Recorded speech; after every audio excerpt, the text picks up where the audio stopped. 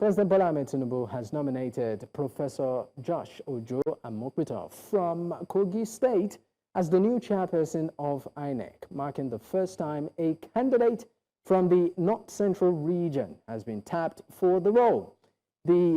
Of course, this particular development has continued to elicit reactions from across quarters as National Council of States has given unanimous approval, and the nomination now heads to the Senate for screening.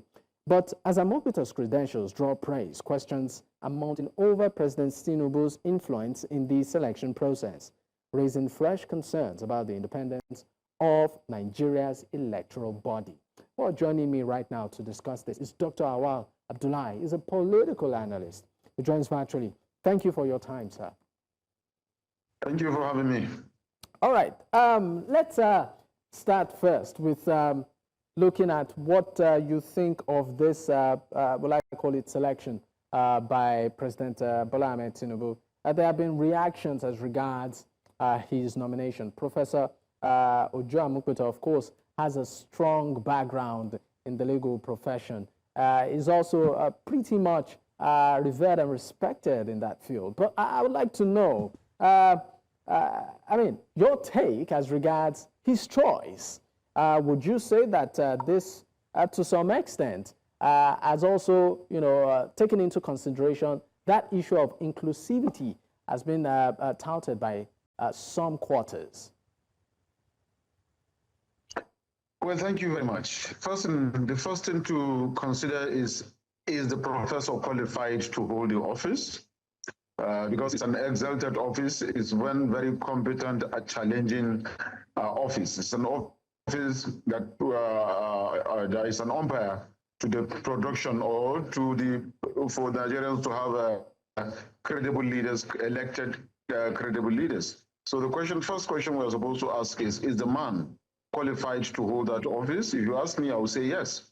Looking at his antecedent, reading through his CV, you know that the man is competent enough and qualified to hold that office as the head of the political umpire in Nigeria. I think that is the first most important thing we needed to look into. Then the second thing is, what are the procedures of his selection? And then has it passed through the normal process? Does the president have the powers, constitutional powers, to nominate a candidate or to suggest a candidate for the Council of States, for the consideration of the Council of State? Yes, he does have that power. Did he follow the process of the to get the approval of the Council of State? Yes. Also, he has it. He nominated him just like the Constitution empowered him to. He presented the man's name to the Council of State, and you just said it now. He has a unanimous approval. He was unanimously approved by the Council of State, those in attendance. I think out of the members of the Council of State, just the three former presidents were not part of it. Jonathan, Yakubu Gawan, and former President Olusegun Obasanjo were actually not in attendance. But will their attendance stall or make the nomination and unanimous approval by the Council of State? Will them not being part of it, will it change anything? If you ask me, I will say no, because a quorum has been formed. And then that quorum, not only a quorum, but 90% of members of the Council of State attended the meeting. So you see, already there's a majority. So if the majority unanimously approved the nomination by President Bola Ahmed Tinubu, again, it has scaled through the first hurdle, the second hurdle. Now the third hurdle is for the confirmation by the National Assembly. All right, sorry to interrupt your line of thought. Sorry, I'm sorry to come in here. I just, I would like to also talk particularly as regards the involvement of the president himself, which many have questioned. Why will the president be a part of that selection or nomination process? He I mean, he was also elected into office, by the empire. It's like a student being part of the examination that is being conducted. Many have said maybe this should be reviewed such that to allow that agency perform optimally and to be autonomous, the president should not be involved in any way. Do you think this should be the case? Well, yes, ordinarily, under normal circumstances, that is what it's supposed to be.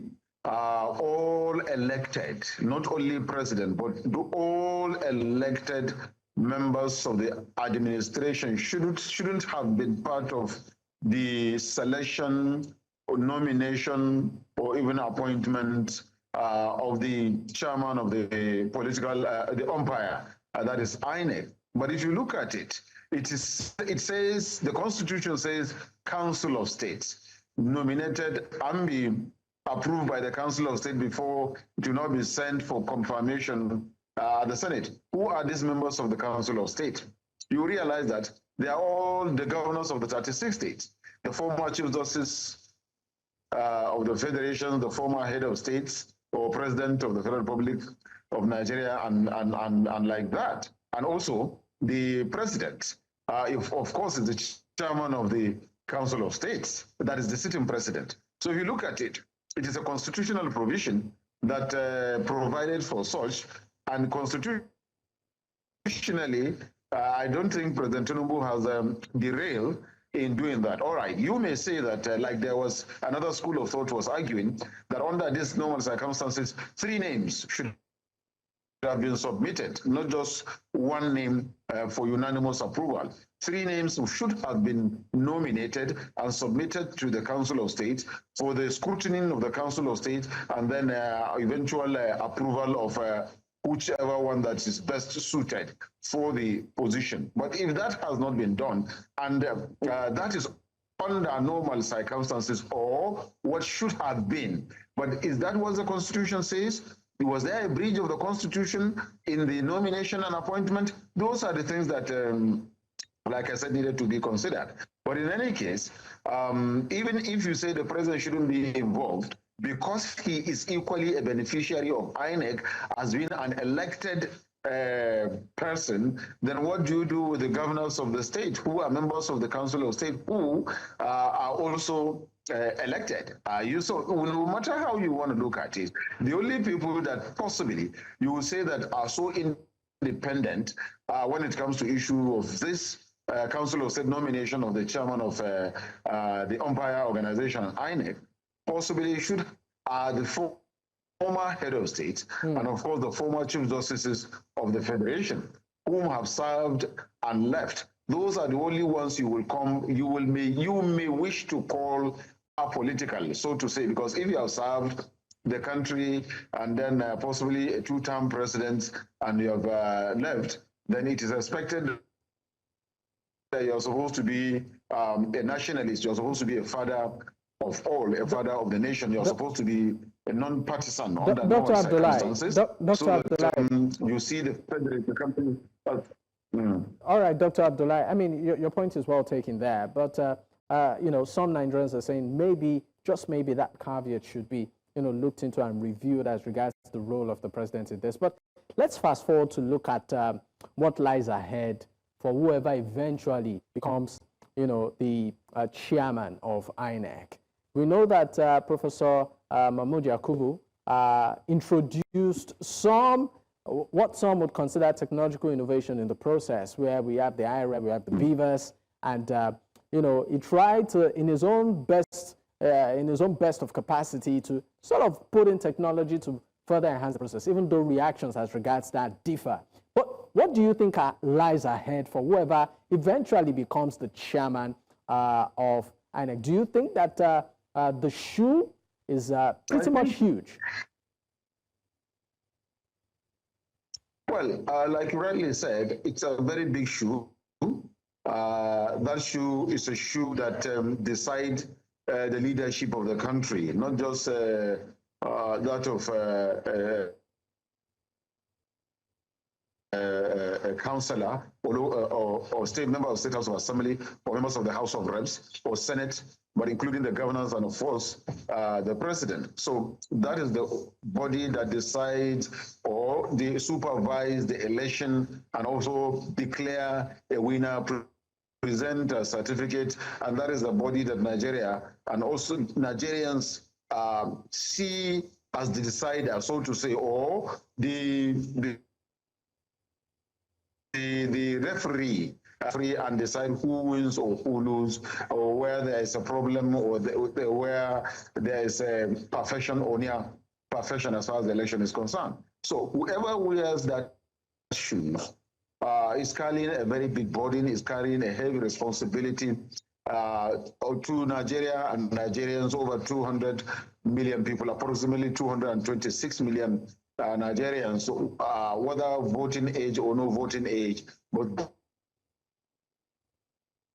that empire, whoever wears that shoe, is a person that actually hold the key to telling Nigerians who actually is the leader or who won an election. And another responsibility that this man is going to carry is see to it that the upcoming elections are free, fair, credible, and accepted by all Nigerians and, of course, the international community. These are part of the requirement or expectations for whoever become been appointed as the chairman of the electoral body. On one side, on the other side, it is equally his responsibility. Or another expectation from Nigerians is, like the National Assembly is working towards passing a bill that will decide that all elections will be held the same day. I think that will help greatly if whoever becomes the chairman work towards ensuring that that process is achieved, that feat is achieved, so that everybody will be struggling to see that he win election. There will be no favoritism. I think it will reduce greatly. Before we go on break, I'm going to come in. Issue of, do you think? Sorry, doctor. Do you think that Nigeria at the moment does have the capacity to really run all our elections in one day? Yes, we do have the capacity. What's wrong with that? If we can have state house of governorship, state house of assembly election the same day, then we also have House of Reps, Senate, and presidential election the same day. What stops us from having the five categories of election the same day? It's just about giving whoever comes to vote 5 different sheets, 5 different ballot papers for the person to go and decide who he wants to elect or which party he wished to see that lead the country. I don't think there's anything big in that. In any case, there's always a budgetary provision for this governorship and state house of assembly election. There's always a budgetary provision for the House of Reps, Senate, and the presidential election. So it's all the matter is on an issue of bringing both the budgetary provisions of the for these 2 elections and these 3 elections together, and then doing them the same day, possibly extending the time. All right, maybe when we come back from this break, we'll further dissect it. And by capacity, I'm also referring to the logistical challenges. We know that even during normal elections, materials get to certain places really late. Excuses of topography, excuses of transportation also come to bear. So, I mean, those are some of those issues or the issues that we have seen that our Nigerians have faced. But once we come back from this break, we'll delve more into this. Stay with us. We will be right back.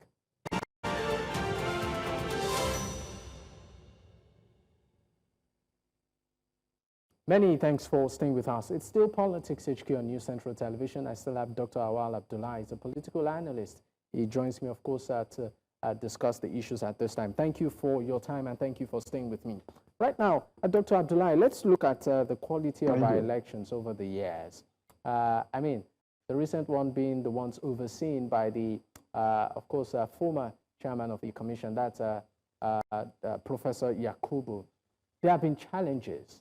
From the issue of trust by Nigerians, even with the process, to logistical issues, and then also to the issue of even the process itself, the seamlessness of it. from technological glitches and what have you. So that takes me back to what we were discussing as regards the nation's capacity to even conduct more elections, on the same day, virtually all of its elections. I would like you to pick some of these challenges, by piecemeal, and maybe suggest a better way to sort of address these issues, going forward, particularly for the new chairman. Well, thank you very much. If you look at it critically, yes, there are challenges in the previous elections, and then but they are being surmounted by the electoral empire, and then working towards improving and also making promises, telling Nigerians that for every election where some challenges are discovered in the next election, they will work towards improving on that. Yes, and you also agree with me that election challenges is everywhere, even in the United States that have over 200 years of democratic experience that Nigeria is borrowing from. They still have their own flaws. They still have their own logistical challenges when elections come. So naturally, even as human beings, we are having one challenge or the other.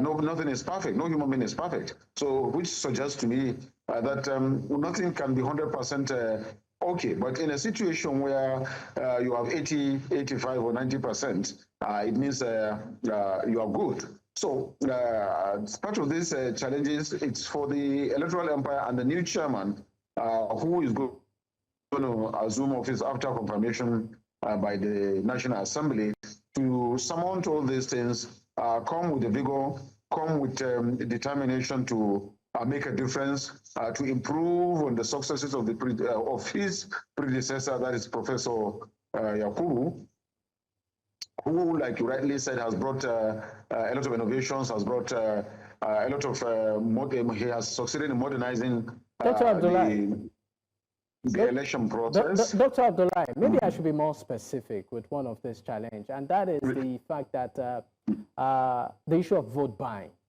which we've seen play out in even the off-cycle, many of the off-cycle elections. These complaints have been raised. How do you think this can be tackled head-on?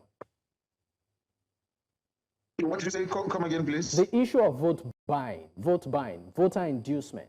Okay, where voters are given monies. Well, that seems to be prevalent recently. So how do you think this can be tackled head-on? Well, you see, the issue of vote buying might not be the responsibility of the electoral empire to really stop it, because they don't have, so to say, the security powers to do so. I think the issue of vote buying, if you notice, you will see that in the most recent elections that have been held in Nigeria, EFCC have now been involved, DSS equally involved. Before now, EFCC has not really, does not really have business with elections or arresting people who come with money trying to buy votes. Equally, before now, DSS was not too involved when it comes to issue of election, and then trying to arrest people that are coming there with money or giving money out to people in order to get elected. But you will also affirm that in most recent elections that we have seen that playing out. We've even seen some arrests, even though we don't know about the prosecution, but at least there were some arrests, and then it was made public that some people were arrested with money, either buying vote or going there with money attempting to buy votes. And then honestly, it is a conquer worm. It is a very dangerous trend. And then we truly, as Nigerians, also, while the electoral empire itself, the National Orientation Agency needed to really undertake a very serious orientation campaign. And when I say this orientation campaign, it shouldn't just come when there is election, maybe 2 weeks to election before you start that. It should be a continuous voter education, voter information, creating awareness, trying to make them understand where they are actually challenges and how to find a solution to this challenge by educating the Nigerian voters generally, and like I said, generally and regularly, on radio, on television, on all media handles, social media, and what have you, making Nigerians understand that their vote is their right. All right. Now we understand, of course, we understand that. But before I let you go, Doctor, in 30 seconds, I'd like you to just give an answer to this. There is also the talk about diaspora voting. Are we ripe for this as a nation? Are we ripe for diaspora voting? Yes, Nigeria is right. It's just a matter of, like I said, it's just a matter of orientation, it's just a matter of education. It's just a matter of commitment, determination. Once there's the determination, there's commitment, there's a proper education, regular orientation and reorientation. Nigerians are fast learners. Nigerians are really fast learners. And then you will believe me that also Nigerians are disciplined. All you need to do is make a little of enforcement. You see that Nigerians are keen into it, and then things will go the way they're supposed to go. So there is need for reorientation. There's need for continuous education. There's need for really enforcement of whatever that is required. I can guarantee you, Nigerians will key in, and then we'll get in the way. All right. Thank you so much. If you can hear me, Dr. Auwal Abdullahi, thank you so much for your time. It's been a pleasure having you speak with us at this time.